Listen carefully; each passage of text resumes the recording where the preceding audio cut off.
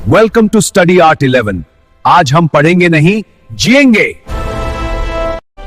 So are you ready? Bharat के इतिहास में कुछ फैसले ऐसे हुए जिन्होंने कानून की दिशा ही बदल दी।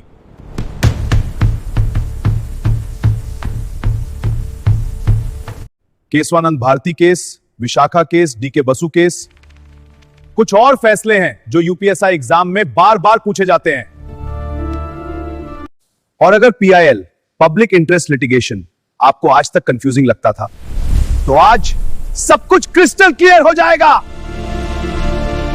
यूपीएसआई 2025 के लिए मूल विधि का सबसे इंपॉर्टेंट टॉपिक, महत्वपूर्ण न्यायिक निर्णय और पीआईएल, आज एक ही वीडियो में पूरा तैयार। वीडियो बहुत महत्वपूर्ण और दिलचस्प है। मेरे सारे वीडियो देख लिया तो मास्टर बना दूंगा, सिलेक्शन दिला दूंगा।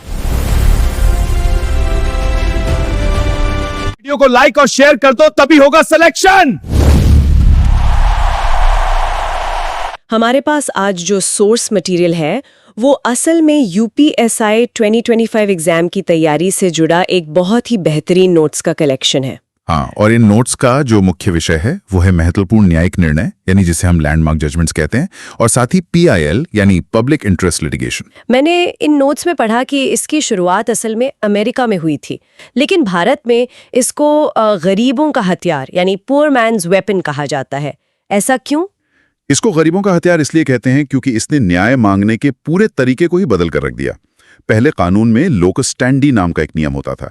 इसका सीधा सा मतलब ये था कि जो इंसान सीधे तौर पर पीड़ित है, सिर्फ वही कोर्ट का दरवाजा खटखटा सकता है। मतलब अगर किसी और के साथ गलत हो रहा है तो मैं कुछ नहीं कर सकती? बिल्कुल नहीं कर सकती थी आप पहले। अब सोचिए, अगर कोई मजदूर बंधुआ मजदूरी कर रहा है या कोई गरीब इंसान बिना वजह जेल में सड़ रहा है, तो क्या वो खुद चलकर सुप्रीम कोर्ट जा सकता है? जाहिर है उसके पास ना तो पैसे होंगे और न ही इतनी समझ होगी कानून की। सही पकड़ा। इसीलिए पीआईएल का ये नया कॉन्सेप्ट लाया गया।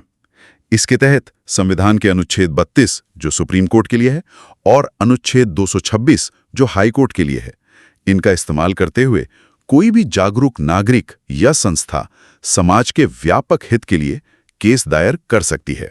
मतलब अब अगर कोई पीड़ित खुद अपनी आवाज नहीं उठा सकता तो कोई भी और इंसान उसकी तरफ से आवाज उठा सकता है। ये तो सच में एक बहुत बड़ी ताकत दे दी गई आम आदमी को। हाँ, और भारत में इस क्रांतिकारी कदम को जमीन पर उतारने का श्रेय जाता है जस्टिस पीएन भगवती और जस्टिस वीआर कृष्णा अय्यर को। इन दोनों ने, समझिए, कि भारतीय न्यायपालिका के दरवाजे आम आदमी के लिए पूरी तरह खोल दिए। मैंने इन नोट्स में एक और बहुत ही प्रेरणादायक नाम पढ़ा, पुष्पा कपिला हिंगोरानी जी का। उन्हें भारत में पीआईएल की जननी यानी मदर ऑफ पीआईएल कहा जाता है। उनका योगदान तो सच में बेमिसाल है। इन्होंने अकेले अपने दम पर जनहित में 100 से भी ज्यादा याचिकाएं दायर की थीं। इनकी वजह से कई गरीबों और असहाय लोगों की जिंदगी बदल गई, खासकर बिहार के अंडर ट्रायल कैदियों की। लेकिन एक बात बताइए, जब कोई इतनी बड़ी ताकत किसी भी आम नागरिक के हाथ में दे दी जाए तो क्या इसका गलत इस्तेमाल नहीं हो सकता? जैसे लोग इसका इस्तेमाल सिर्फ पब्लिसिटी पाने के लिए करें या फिर अपनी किसी से निजी दुश्मनी निकालने के लिए करें। इससे तो अदालतों का वक्त ही बर्बाद होगा ना। ये एक बहुत ही वाजिब सवाल है और सुप्रीम कोर्ट ने भी इस खतरे को काफी पहले ही भांप लिया था। इसीलिए दत्ताराज नाथुदी थावरे बनाम महाराष्ट्र, जो 2004 का केस है, वो बहुत अहम हो जाता है। इस मामले में सुप्रीम कोर्ट ने बहुत सख्ती से एक लक्ष्मण रेखा खींच दी थी। मतलब कोर्ट ने कोई स्ट्रिक्ट रूल्स बना दिए थे इसको रोकने के लिए? बिल्कुल। अदालत ने साफ कर दिया था कि पीआईएल का इस्तेमाल निजी दुश्मनी, राजनीतिक फायदे या सस्ती पब्लिसिटी के लिए बिल्कुल नहीं किया जा सकता। अगर कोई ऐसा करता हुआ पाया जाता है तो उस पर भारी जुर्माना लगाया जाएगा। पीआईएल का एकमात्र उद्देश्य सिर्फ और सिर्फ जनहित होना चाहिए। ये संतुलन सच में बहुत जरूरी है। अब अगर हम समाज के एक बहुत बड़े और अहम हिस्से की बात करें तो इन नोट्स में महिलाओं के अधिकारों की रक्षा करने वाले कुछ बहुत ही ऐतिहासिक मामलों का जिक्र है। जैसे एक नाम है विशाखा बनाम स्टेट ऑफ राजस्थान। अक्सर लोग विशाखा गाइडलाइंस के बारे में सुनते हैं, पर यह मामला इतना बड़ा क्यों बन गया था? विशाखा केस भारतीय कानूनी इतिहास के सबसे महत्वपूर्ण मोड़ों में से एक माना जाता है। भवानरी देवी नाम की एक सामाजिक कार्यकर्ता थीं। उनके साथ हुए एक जघन्य अपराध के बाद ये केस दायर हुआ था। उस समय तक भारत में कार्यस्थल यानी वर्क प्लेस पर महिलाओं के यौन उत्पीड़न को रोकने के लिए कोई साफ कानून था ही नहीं। ये तो काफी शॉकिंग बात। महिलाओं के ही मुद्दे पर इन नोट्स में एक और बहुत ही संवेदनशील मामला दिया गया है, लक्ष्मी बनाम यूनियन ऑफ इंडिया 2013। ये मामला एसिड अटैक पीड़ितों से जुड़ा है। जो छपाक फिल्म आई थी वो भी इस पर आधारित थी। तो इस केस ने ग्राउंड लेवल पर क्या बदलाव किए? इस केस ने पूरे देश को झकझोर कर रख दिया था। लक्ष्मी जी की याचिका के बाद ही सुप्रीम कोर्ट ने एसिड की खुलेआम बिक्री पर सख्त नियम बनाने के निर्देश दिए थे। पहले क्या था कि कोई भी आम इंसान किसी भी दुकान से जाकर आसानी से तेजाब खरीद सकता था। हाँ, वो क्लीनिंग वगैरह के नाम पर आसानी से मिल जाता था पहले। सही कहा। लेकिन इस फैसले के बाद एसिड खरीदने वाले का पहचान पत्र यानी आईडी कार्ड दिखाना अनिवार्य कर दिया गया। साथ ही दुकानदार को हिसाब भी रखना पड़ता है। सरला मुदगल केस एक बहुत ही आम समस्या पर प्रहार करता है। पहले क्या होता था कि कुछ लोग अपनी पहली पत्नी के होते हुए दूसरी शादी करने के मकसद से इस्लाम धर्म अपना लेते थे, क्योंकि वहां एक से अधिक विवाह की अनुमति है कानूनन। तो इस केस ने इस लूपहोल को बंद किया एक तरह से। बिल्कुल। सुप्रीम कोर्ट ने इस मामले में क्लियर कर दिया कि सिर्फ दूसरी शादी करने के उद्देश्य से धर्म परिवर्तन करना अमान्य होगा। अगर कोई व्यक्ति ऐसा करता है तो उसे अपनी पहली पत्नी के प्रति धोखाधड़ी और बहुविवाह के लिए दंडनीय अपराध का दोषी माना जाएगा। और फिर शायरा बानो केस 2017 की बात करें तो मुझे लगता है पिछले एक दशक का ये सबसे ज्यादा चर्चित मामला रहा है हमारे देश में। कोर्ट ने यह माना कि यह प्रथा मुस्लिम महिलाओं की गरिमा और उनके समानता के अधिकार का घोर उल्लंघन है। ये उन्हें एक असुरक्षित वैवाहिक स्थिति से बाहर निकालने का एक बहुत बड़ा और ऐतिहासिक कदम था। महिलाओं के इन अधिकारों से निकलकर अब हम एक ऐसे विषय पर चलते हैं जो हम सभी के अस्तित्व से जुड़ा हुआ है, हमारा पर्यावरण। लेकिन यहाँ एग्जाम की तैयारी करने वालों के लिए एक बहुत बड़ा कंफ्यूजन खड़ा हो जाता है इन नोट्स में। MC मेहता के नाम से 2 अलग-अलग बहुत मशहूर मामलों का जिक्र है और दोनों ही पर्यावरण से जुड़े हैं। ऐसा क्यों? ये वाकई एक क्लासिक कंफ्यूजन पॉइंट है। असल में MC मेहता भारत के सबसे जाने माने एनवायरमेंटल लॉयर रहे हैं। इन्होंने अकेले अपने दम पर कई बड़ी कानूनी लड़ाइयां लड़ी हैं एनवायरनमेंट को बचाने के लिए।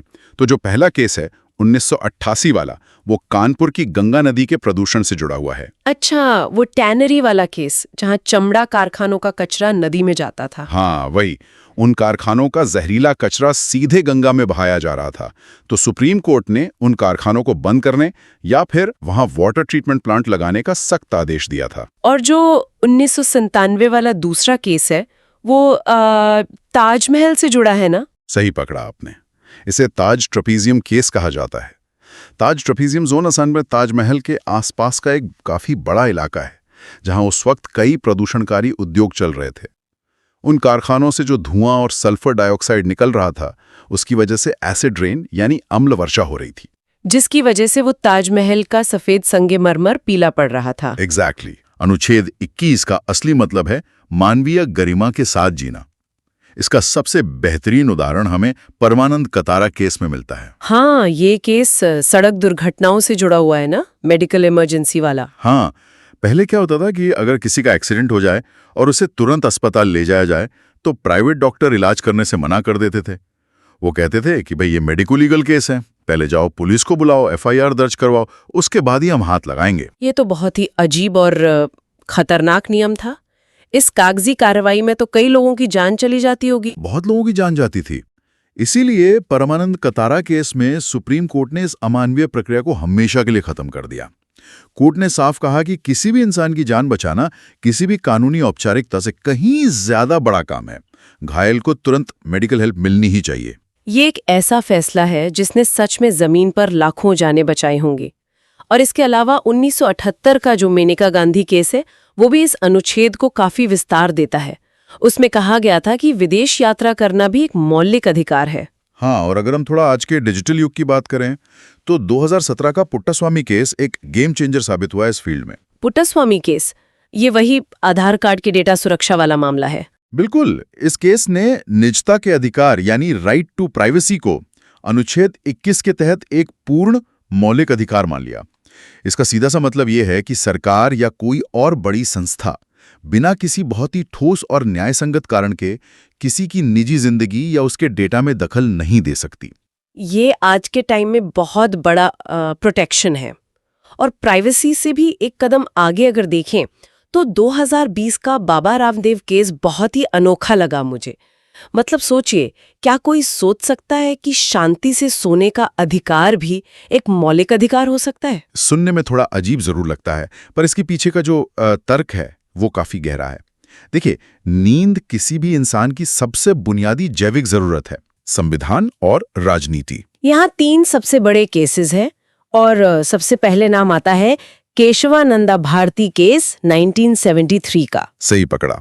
देखो, ये भारत के इतिहास में 13 जजों की सबसे बड़ी बेंच थी। इसमें क्लियर हुआ कि संसद संविधान में संशोधन तो कर सकती है, लेकिन बेसिक स्ट्रक्चर को नहीं बदल सकती। एकदम सही। मूल ढांचे को किसी भी हाल में नहीं छेड़ा जा सकता। दूसरा केस गोलकनाथ केस 1967 का है। हाँ, जिसमें तय हुआ था कि संसद हमारे मौलिक अधिकारों को सीमित नहीं कर सकती। सही बात है। और तीसरा केस काफी इंटरेस्टिंग है, लिली थॉमस केस 2013। इसमें शायद नेताओं की सजा की बात है ना? हाँ, मतलब अगर किसी राजनेता को 2 साल या उससे अधिक की सजा होती है तो उसकी सदस्यता तुरंत चली जाएगी। बड़ी सख्ती है। तो अब आगे बढ़ते हैं पेज नंबर 2 पर। इसकी हेडिंग है प्रिजनर्स एंड अंडर ट्रायल्स, यानी कैदी और विचाराधीन मामले।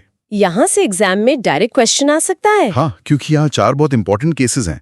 पहला है हुसैनारा खातून 1979। इस केस में क्या तय हुआ था? इसमें कहा गया कि त्वरित न्याय यानी स्पीडी ट्रायल और मुफ्त कानूनी सहायता पाना हर कैदी का मौलिक अधिकार है। वाह।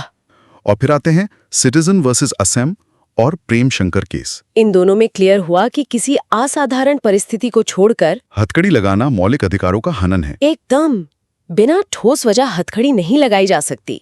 फिर आता है DK बासु वर्सेस वेस्ट बंगाल 1997। ये तो पुलिस ट्रेनिंग का सबसे बड़ा हिस्सा है। अरेस्ट और पूछताछ के लिए सख्त दिशा निर्देश यानी गाइडलाइंस। सही कहा। और इस पेज का आखिरी केस है सुनील बत्रा केस, जो जेल सुधार और कैदियों के अधिकारों की बात करता है। तो ये पेज भी कंप्लीट हो गया। आप देखते हैं page number 3, exam revision blast. यहाँ एग्जाम के नजरिए से तेजी से 10 फैक्ट्स का रिवीजन करना है। प्रीवियस ईयर टाइप सवाल आ सकता है यहाँ से। चलिए शुरू करते हैं। पहला, PIL की जननी पुष्पा कपिला हिंगोरानी को कहा जाता है। दूसरा पॉइंट, PIL का जन्म अमेरिका में हुआ था। तीसरा, सबसे बड़ी बेंच केशवानंदा भारती केस की थी, जिसमें 13 जज थे। चौथा फैक्ट, जनहित याचिका या PIL को गरीबों का हथियार भी कहते हैं। पांचवा, त्वरित न्याय का अधिकार हुसैनारा खातून केस से जुड़ा है। छठा पॉइंट, कार्यस्थल पर यौन उत्पीड़न रोकने के लिए विशाखा गाइडलाइंस आई थी। और 7वां पॉइंट पुट्टास्वामी केस का है, जिसने निजता के अधिकार यानी प्राइवेसी को मौलिक अधिकार बनाया। 8वां फैक्ट है गिरफ्तारी के नियम, जो DK बसु गाइडलाइंस पर आधारित हैं। 9वां पॉइंट जावेद बनाम हरियाणा केस का है, जिसके तहत 2 से ज्यादा बच्चे होने पर सरपंच का चुनाव नहीं लड़ा जा सकता। और 10वां आखिरी फैक्ट है अनुराधा भासीन या गुलाम नबी केस। इसमें तय हुआ कि इंटरनेट इस्तेमाल करना मौलिक अधिकार है। तो हमारा ये रैपिड रिवीजन भी हो गया। अगला वीडियो चाहिए तो नीचे कमेंट करके बताओ, तभी लेकर आऊंगा।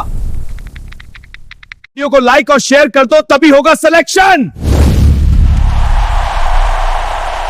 अभी इसी वक्त चैनल को सब्सक्राइब कर लो, तभी मिलेगा पूरा BNS सीरीज।